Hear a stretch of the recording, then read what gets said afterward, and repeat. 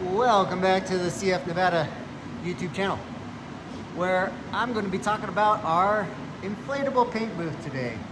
We've done a few projects in here, and overall, I'm pretty happy with it.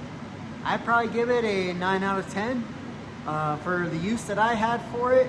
And there's just a couple of things that, you just can't compare them to a professional booth. But will it get the job done? Yes. Can it spray a good quality paint job? Yes. And I'll show you that. Overall, pretty happy with it. This was an inflatable paint booth off of Amazon. So you check all the reviews, see what you think, but it's a lot better when you can see a video. So let's get into our inflatable paint booth and I'll let you know what we think.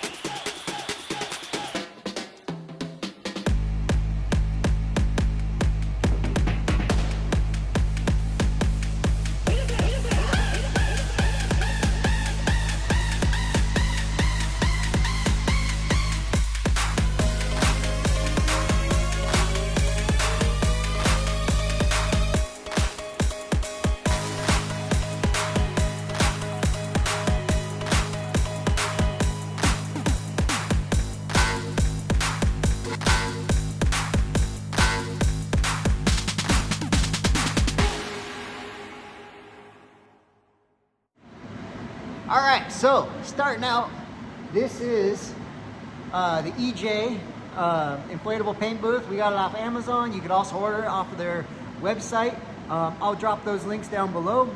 This is the 33 foot long by 25 wide, and it's 15 foot tall. They have a diagram on their pictures there, so if you want like the exact dimensions from outside, or because they do have these little ribs in here that do change the inside dimensions. There's no wall in the back, it is just wide open all the way inside. Some of them are separated, so you have like a clean area for mixing your paints and things, but this one doesn't have it. Why did I go with that one? Well, I was gonna paint my 1985 Peterbilt cab over, and I was getting quotes anywhere 15, 20, 25,000, but nobody wanted to do it around here because no one had a big enough paint booth. So what are you gonna do? Buy an inflatable paint booth and do it yourself. That's what. I believe we got it during COVID. It was somewhere around, I don't know, 13, 1400 bucks, I think. I have to check my records, but last time I looked on the link on Amazon, it was like $1,600 for this large paint booth. They do have other sizes, so if you want to just do like a small car, paint, parts and things, they do have other ones. Overall, this was the best size that fit my needs to be able to put my semi-truck in here. It did its job. So, features. Let's get into some features. The paint booth does come with 2 fans. You can put on a third one if you want. I use the 2 to initially inflate the booth, and then I tie one of the tubes off, and I only run one while it's running the whole time. It only needs the one fan. Then I kick the second one over to the blue tube, which you'll see right here. That inflates and blows clean air coming into the paint booth. There is a little black filter material up at the top here where the air comes out. There's a couple of little ribbons on there to show like, hey, there's air moving. But I just run the 2 fans the whole time. That's all you need. The booth does have a few windows you can see in the first rib, the middle rib, and then the last one, it has where your filters are on the window. As you can see, there's 2 in the middle here. Sorry, in the middle window, you can see there's a couple windows, but in this middle window there is an emergency Velcro lining here. And so in case you gotta escape the booth, get out, this is just Velcro, so you can rip it wide open. There's no zipper or anything on it. The filters. EJ.com, EJAEE.com. You can buy replacement filters. They say these are EPA, says EPA rated, there's a whole number on there for the EPA rating. These EPA filters, I don't believe are the ones that come with the booth. They're a little different. They sent me these to try out. The original ones that came on the booth, they work fine, but I just don't think they're as thick or as good as material. It just, when I changed them out, they weren't the same. There's also a little downdraft booth that I don't have set up. I'll try to do a screenshot picture.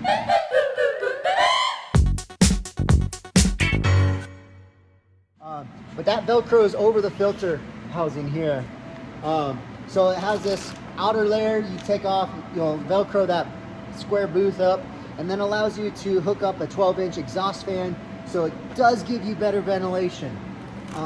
There is another filter here, and then on the inside is the actual filter. As you can see, there's all the, I just did some clear coat, and all that stuff is just stuck right here in the filter. So as I'm peeling it off, it's coming off.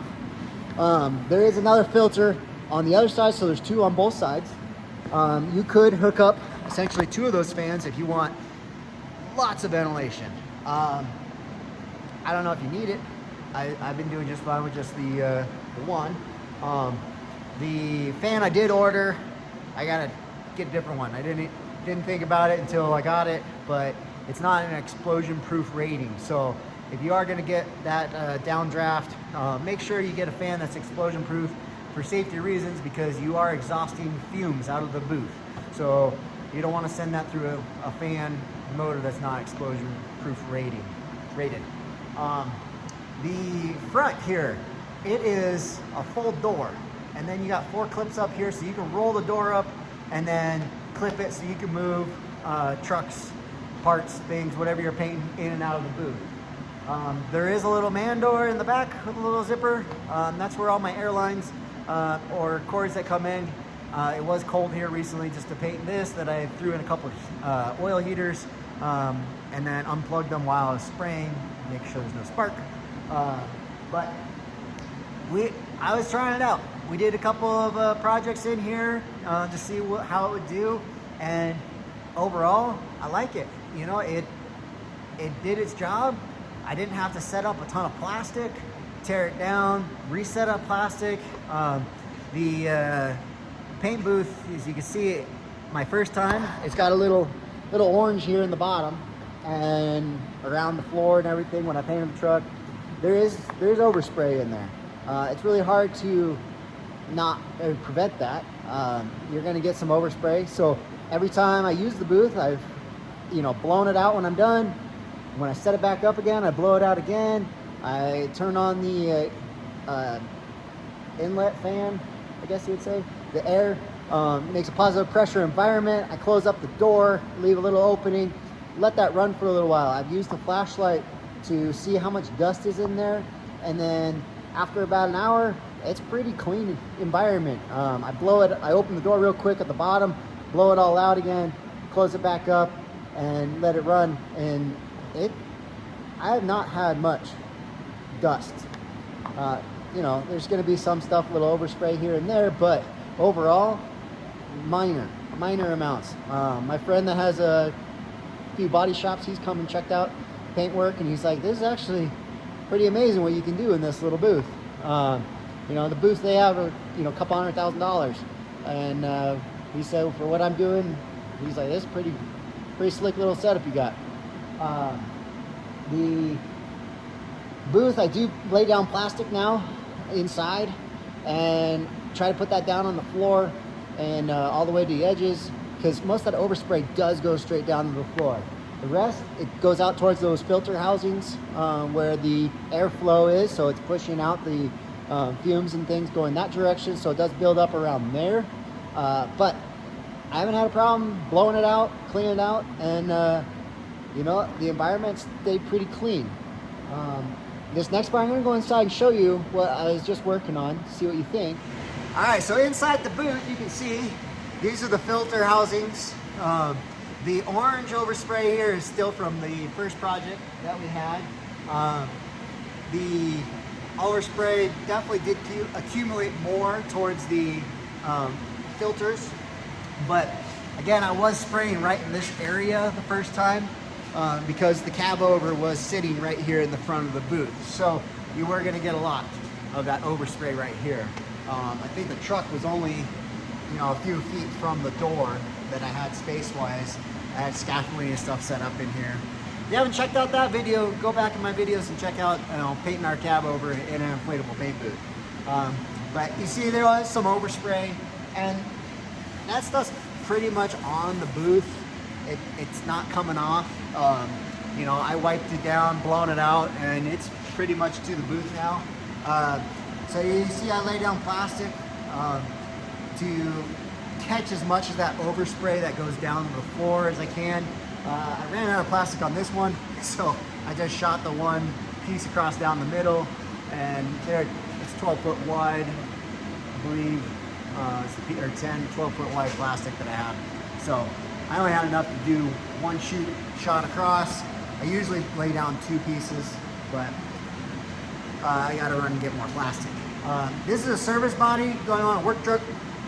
You can see we did some primer work, base coat, or sealer coat, base coat, clear coat on this one. It's a metallic gray. It turned out, let's see if I can get it. Yeah, it turned out pretty sweet. So, I mean, for an inflatable paint booth, it's not bad work. There is a little bit of dust on it because I already unmasked it, and then used the air hose to blow a lot of it off. But as you can see, this bed is all full of dirt, so there's a lot of crud that's still in the booth. But it allowed me to paint the service body, and I took off the lumber rack so that I didn't have to climb up on a ladder and do any crazy, you know, painting the body. I don't like painting off the ladders, but I was able to just paint this right on the ground and be able to just walk around, spray everything inside. So, take a little step back, you can see there's quite a bit of room in here. There's one of the oil heaters I had.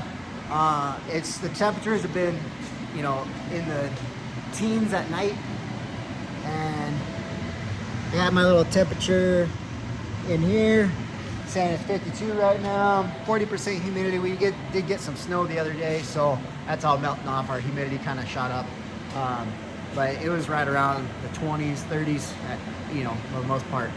But the little space heaters, they definitely help warm up the air in the booth.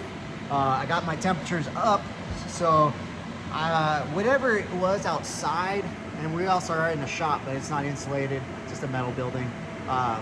The temperatures outside could be 10 to 15 degrees cooler than what it is in here without the heaters. And then when I kick the heaters on, I get upwards between 15 to 20 degree temperature difference. So I just ran them till I warmed up my environment to where I wanted to shoot my paint or clear coat, whatever you're doing, to the manufacturer spec with the hardener and reducers that I got. So whether you're using a hard or a slow, medium, or fast, just get your temperatures correct.